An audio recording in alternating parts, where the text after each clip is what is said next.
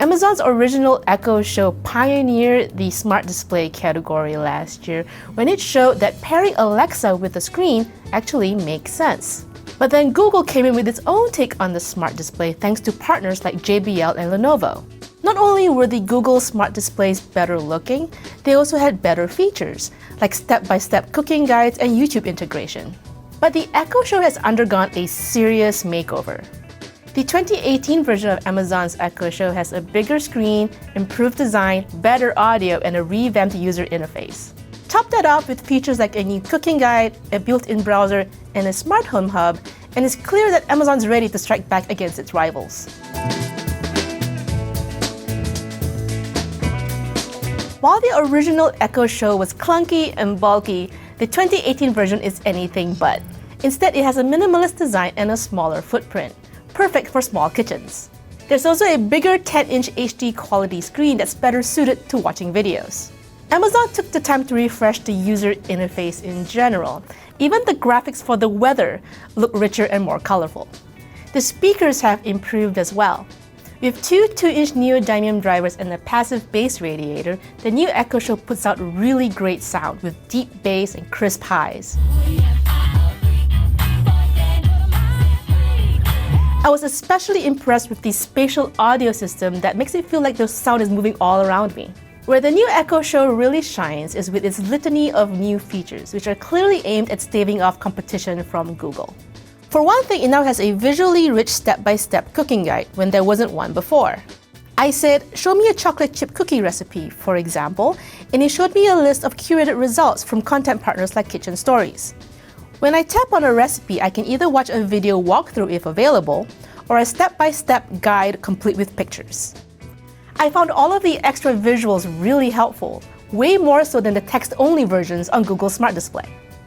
Thanks to that bigger screen, I was especially excited about all of the new entertainment features. There's Amazon's Prime Video, of course, which was there on the original show. But thanks to the new user interface, I can browse and explore shows a lot easier this time around. One more difference now is that Amazon has partnered with content providers like NBC and Hulu. It even works with Hulu's live TV service, so you can say things like show me ESPN on Hulu to watch live sports. This is certainly a feature that would make me want to be a Hulu subscriber. I also really enjoyed the Vevo integration, so I could watch all my favorite music videos with ease. I didn't get to test this out, but the Echo Show also works with Amazon's newly released Fire TV Recast, an over-the-air DVR. So you can say things like show me my recordings to watch all of your recorded shows on the Echo Show. Other new features on the Echo Show include integrations with Amazon smart home cameras, including the Ring Video Doorbell, so you can see who's at your front door without having to leave the kitchen. Like the Echo Plus, it also has a smart home hub that makes it easier to pair your smart home devices. Perhaps the Echo Show's killer feature, at least in my opinion, is a built-in browser, which is not available on Google Smart Display at all.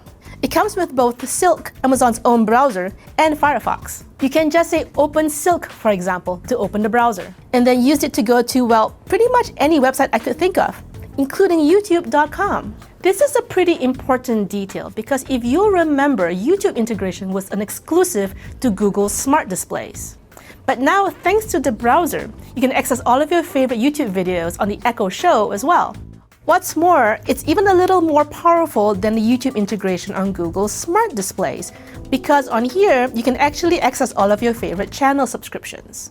It's worth noting, however, that the browser is one of the few features on the Echo Show that is not primarily voice-driven.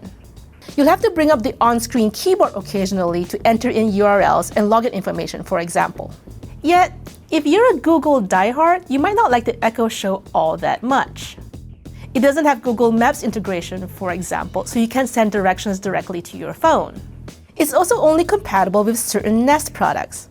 It doesn't fully work with the latest Nest Hello Video Doorbell, for example.